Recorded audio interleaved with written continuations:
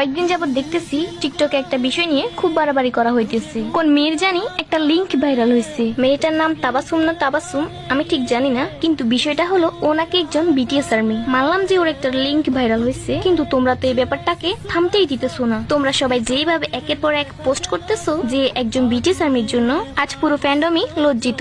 ভাই, এটা আমাদের ফ্যান্ডম কেন লজ্জিত হবে? কারণ ওই মেয়েটাকে দেখে কি মনে হইতেছে যে ও একজন বিটিএস আর্মি? ও তো ঠিক মতো বিটিএস মেম্বারদের নামও জানে না, তাহলে ও কেমনে বিটিএস আর্মি হয়? কেউ একজন ওরে জিজ্ঞেস করছিল যে বিটিএস কি একটা টিম?